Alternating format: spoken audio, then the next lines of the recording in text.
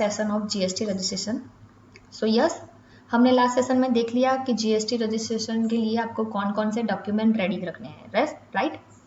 मगर GST registration किसको apply करना है, सो वो मैं आपको बताऊंगी कि जीएसटी रजिस्ट्रेशन सबसे पहले तो जो 40 लाख से अबव जिसका टर्नओवर जा रहा है वो लोग को अप्लाई करना है, राइट।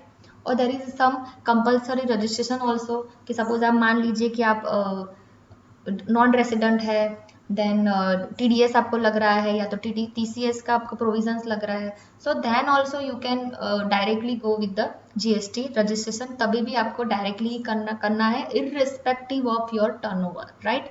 सो यस, 40 लाख की लिमिट है आपको जीएसटी रजिस्ट्रेशन में। और स्पेशल कैटेगरी जो स्टेट है, जो मिजोरम, नागालैंड, उसके लिए उनके पास 20 लाख की लिमिट है, राइट। सो और 40 लाख की जो लिमिट है फॉर बोथ साइड के लिए है। ऐसा नहीं है कि सिर्फ ट्रेडर्स और मैन्युफैक्चरर और एक्सपोर्टर्स के लिए है, that is also applicable to service provider, यानी कि सर्विस प्रोवाइडर भी है देन ऑल्सो उनके पास 40 लाख की ही लिमिट है। ऐसे वैट में या सर्विस टैक्स में था, ऐसा अलग अलग लिमिट नहीं है, सेम ही लिमिट है, राइट। सो राइट नाउ मैंने आपको लास्ट सेशन में बताया था कि कौन कौन से डॉक्यूमेंट रेडी रखने हैं, राइट। अभी ये सेशन में आपको एक डेमो रजिस्ट्रेशन बताऊंगी कि अब मैंने ये एक डेमो करके कि क्या क्या आपको डॉक्यूमेंट रिक्वायर्ड है, राइट। मान लीजिए कि राइट नाउ मैं आपकी प्रोप्राइटरशिप मेरी बंदे का मैं रजिस्टर कर रही हूँ, राइट। तो सबसे मैंने उसका जो पैन कार्ड था, देन उसका आधार कार्ड था, देन उसका फोटोग्राफ है, देन उसका लाइट बिल है लेटेस्ट, देन उसकी जो कंसेंट लेटर मैंने जो आपको बताया था कि वो भी कंपलसरी है। सो वो सब मैंने ये वाले फोल्डर में सेव कर दिया है। और इतना ही नहीं, मैंने वो इन्फॉर्मेशन तो कलेक्ट की है, उसके अलावा मैंने एक शीट भी बना दिया है। सो मुझे क्या रहेगा, जब मैं ऑनलाइन फिलअप करूँगी तो उस टाइम पे ईजी रहेगा और एरर के चांसेस कम रहेंगे, राइट। क्योंकि ऐसा नहीं है कि आप अप्लाई कर दोगे तो वो जीएसटी नंबर वो लोग अप्रूव कर देंगे, नहीं। जुरिडिक्शन ऑफिसर जो होगा वो पूरी आपकी एप्लीकेशन वो वॉच आउट करेगा, विद इन 4-5 डेज वो जाके आपको रिप्लाई करेगा कि that you are your GST will be approved और नॉट, और वो रिजेक्ट भी हो सकता है और रिसबमिशन में भी आ सकता है, राइट। सो यहाँ पे देखिए मैंने कौन कौन सी डिटेल्स यहाँ पे ऑलरेडी वर्ड में मैंने कॉपी करके रख दी है, राइट। सबसे पहले मैंने यहाँ पे पान नंबर है, पान नंबर के हिसाब से उनका जो नाम है, first name, middle name and surname, ऐसे करके मैंने रख दिया है। फिर सेम वे फादर्स में भी first name, middle name and surname वो भी यहाँ पे डाल दिया है। देन उसका पान नंबर क्या है, देन यहाँ पे देखिए उनका पान नंबर के हिसाब से ही मैंने सब डाला है, राइट। सो ये उनका पान नंबर है, राइट। और उसके जो यहाँ पे जो ये फर्स्ट नेम है, ये मिडल नेम है, ये सरनेम है, तो वो भी यहाँ पे डाल दिया है। और उनका जो डेट ऑफ बर्थ है वो है 01/06/1983, राइट। सो ये उनका डेट ऑफ बर्थ भी हो गया, राइट। सो अब तो क्या होगा कि बार बार मुझे डॉक्यूमेंट जाने की ज़रूरत नहीं पड़ेगी। देन उनका ट्रेड नेम, जो मतलब ये प्रोप्राइटरशिप है तो उनका ट्रेड नेम ये वाला है। उनका मैंने उनका मोबाइल नंबर और ईमेल आईडी मैंने ले लिया है। आधार कार्ड नंबर उनका ये है। देन उनका जो रेसिडेंस एड्रेस है ये वाले बंदे का, मतलब प्रमोटर का, यानी कि पार्टनर्स का, अगर सबके सब आप पार्टनर्स का मतलब फर्म का आप अप्लाई कर रहे हो तो सारे के सारे पार्टनर्स का आपको अलग अलग से ये सारी डिटेल्स लेनी है, राइट।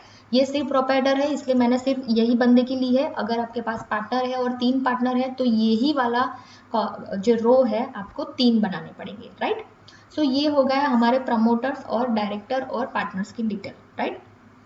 देन नेक्स्ट हम करेंगे प्रिंसिपल प्लेस ऑफ बिजनेस का प्रूफ, मतलब कि वो जो प्रिंसिपल जो जहाँ पे वो बिजनेस करने वाले हैं वो एड्रेस कौन सा है, राइट। वो कौन सा स्टेट लग रहा है, राइट। जो यहाँ पे उसका address as per the light bill मैंने लिख दिया है। अगर वो भले ही बोले कि उनका रोड ये है, कि उनका नियरेस्ट लैंडमार्क ये है, मगर आपको यहाँ पे mention as per the electricity bill ही आपको मेंशन करना है। अदरवाइज हमारे प्रैक्टिस में तो यही रहता है कि हम लोग कुछ भी लिख देते हैं, एक्स्ट्रा इन्फॉर्मेशन डालते हैं तो वो लोग रिजेक्ट कर देते हैं कि you should specify with the as per the light bill.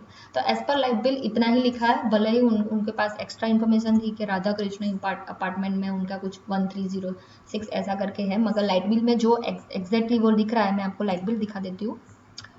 ये रहा उनका लाइट बिल, देखिए लाइट बिल में सिर्फ इतना ही लिखा है 1306 और उनका पिन कोड, राइट। सो उस हिसाब से मैंने अभी यहाँ पे लिख दिया है, राइट। एक करके लाइट बिल में वही वाला पिन कोड था क्या? ऑलवेज नोट डाउन के पिन कोड गलत नहीं होना चाहिए। 416612 विच इज वेरी करेक्ट या 416612 या। Then yes, very important thing, सारे आप कुछ भी कर लो, कोई बंदा ये आपको ये नहीं बता पाएगा कि आपको जुरिडिक्शन कैसे सिलेक्ट करना है। यस, आपको जीएसटी रजिस्ट्रेशन अप्लाई करने का तो बहुत इजी है, जस्ट लाइक अ फेसबुक अकाउंट, उसमें कोई ज़्यादा रॉकेट साइंस नहीं है। मगर jurisdiction is very important. How can you decide your jurisdiction, आप कौन से जुरिडिक्शन में आ रहे हो, कौन से गवर्नमेंट के डिपार्टमेंट के अंडर कौन सा कमिश्नर लग रहा है, कौन सी रेंज में आ रहे हो, कौन से डिवीजन में फॉल कर रहे हो। सो वो सब भी आपको डिसाइड करना बहुत जरूरी है, वो भी आपको पहले ही ढूंढ के रखना है, राइट। तो सबसे पहले हम उसके लिए जाएंगे, मैं आपको वेबसाइट बताती हूँ, वहाँ से आप जुडिक्शन फाइंड आउट कर सकते हैं। वो वेबसाइट है cbic-gst.gov.in। वहाँ पे जाके आप नो योर जुडिक्शन में जाएंगे, सर्विसेज में नो योर जुडिक्शन। तो जैसे ही आप वहाँ पे जाएंगे ये वाला बटन ओपन हो जाएगा, right. Then you can just directly go with the आपका कौन सा स्टेट है। सो मेरे वाले केस में ये क्लाइंट का स्टेट है महाराष्ट्र। कहाँ गया महाराष्ट्र, या ये रहा। तो जैसे ही महाराष्ट्र में सिलेक्ट करी हूँ, so please keep in mind कि इसमें 3 ही जोन दिखा रहे हैं, राइट। सो अगर आपका बॉम्बे बेस है तो बॉम्बे बेस, नागपुर है तो नागपुर, आपको सब पे जाके देखना पड़ेगा। अगर आपका कोई विलेज है तो भी आपको सब में जाके देखना पड़ेगा कि आपका विलेज जो है कौन से जोन में आ रहा है, राइट। जैसे मैंने यहाँ पे देखा कि मेरा जो स्टेट है, मेरे जो क्लाइंट है उसका कुछ पुणे में आ रहा है। अभी उसको भी नहीं पता कि वो पुणे में आ रहा है, वो बोल रहा था मेरे कि नियरेस्ट मेरा नागपुर पड़ रहा है, मगर एक्चुअली में उसका जो जुडिक्शन है जो एज पर द जीएसटी वो पुणे में आ रहा है।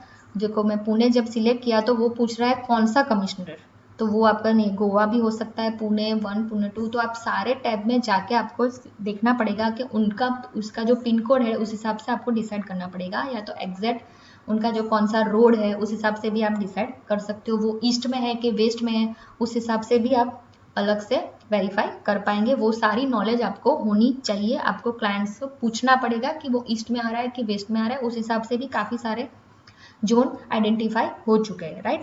सो ये क्लास में आप मैं दिखाऊंगी कि ये कोल्हापुर में जैसे मैं क्लिक करती हूँ, सो वहाँ पे भी काफ़ी सारे डिवीज़न है।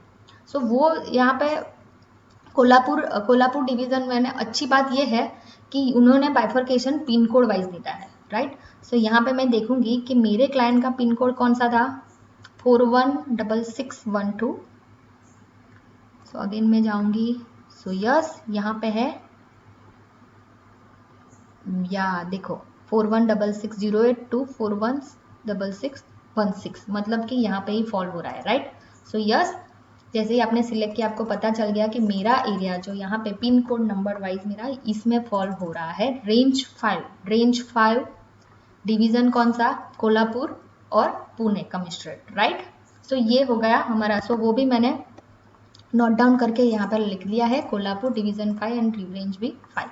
Then next important thing, yes, वो आएगा आपका HSN code and SSC code. जो आपका क्लाइंट जो भी सर्विस प्रोवाइड कर रहा है, या तो फिर गुड्स सेल कर रहा है, या तो मैन्युफैक्चर कर रहा है, या तो एक्सपोर्ट कर रहा है, उसका HSN कोड मतलब कि हार्मोनाइज सिस्टम कोड आपको रेडी रखना है। यानी कि गवर्नमेंट ने ऑलरेडी प्रिस्क्राइब करके रखा है, कम से कम 200 पेज का उनका लिस्ट है कि कौन सा प्रोडक्ट का कौन सा HSN कोड है और उसको कौन सा GST टैक्स रेट लगेगा। यानी कि जो भी आपके टैक्स रेट थे, राइट, आपको याद होगा 5%, 12%, 18%, 28%, तो वो भी सारे कोड वाइज ही वो आइडेंटिफाई होते हैं, राइट। तो आपके क्लाइंट का कौन से कोड में फॉल हो रहा है वो भी आपको रेडी रखने के लिए बहुत जरूरी है, क्योंकि आपके पास ऑलरेडी उनके पास बिजनेस इंफॉर्मेशन होगी आपके पास, तो ही आप डिसाइड कर पाएंगे। सो पूछो क्लाइंट को कि वो कौन से गुड्स बेचना चाहता है, कौन से टाइप का है, क्योंकि केमिकल, सपोज एक मेरा क्लाइंट है केमिकल, सो केमिकल का जब मैं लिस्ट देखती हूँ तो कम से कम उसमें भी 2000 केमिकल है, तो कौन सा वाला केमिकल। सो शायद आपको क्लाइंट ज़्यादा बेहतर तरीके से बता पाएगा, और वो भी शायद कन्फ्यूज हो तो आप भी ठीक तरीके से गाइड भी कर सकते हैं। सो यस, मेरे वाले केस में जो भी मेरे क्लाइंट के जो फॉल हो रहे थे वो ऑलरेडी मैंने यहाँ पर लिस्ट डाउन कर दिए हैं, मगर वो आप कहाँ से देख सकते हो तो उसके लिए मैं वेबसाइट बताती हूँ। वो भी सेम ही वेबसाइट है, cbic-gst.gov.in। और गुड्स एंड सर्विसेज के केस में आप जाके देख सकते हो, राइट। ये रहा सर्विसेज और जीएसटी रेट। सो जैसे ही आप ये ओपन करेंगे तो आपके पास गुड्स एंड सर्विस ऐसे दो करके, मतलब गुड्स में होगा तो HSN कोड और सर्विस में होगा तो SAC code, service accounting code, right. तो ये देखिए आपका चैप्टर वाइज ओपन हो चुका है। सपोज ये 9954 है तो उनके केस में देखो कमर्शियल प्लेटफॉर्म अपार्टमेंट्स जो है उस केस में 7.5% लगता है, मतलब 3.75 SGST और 3.75 CGST, राइट। तो उसी हिसाब से सपोज देखो मैंने यहाँ पे टैंक, ये वाला जो मेरा क्लाइंट है वो टैंक प्रोड्यूस करता है। सो यहाँ पे मैंने ऑलरेडी जो सपोज जैसे मैं कुछ यहाँ पे टैंक में डालती हूँ, या तो फिर सपोज मान लीजिए कि मैं मेरे क्लाइंट रबर मैन्युफैक्चर करते हैं, तो देखो जहाँ जहाँ पे भी रबर होगा तो यू नीड टू आइडेंटिफाई उनका मेन प्रोडक्ट क्या है, तब जाके आप डिसाइड कर पाएंगे, राइट। सो जैसे जैसे जहाँ पे भी रबर था यहाँ पे मेजोरिटी आ चुका है, मगर ये आपको ठीक से आइडेंटिफाई करना है क्योंकि रबर में भी देखो आपका ये वाला जो 4000 वाला जो कोड है वो 5% में आता है, राइट। देन अगेन 56 जो 5000 वाला कोड है वो 12% में आता है।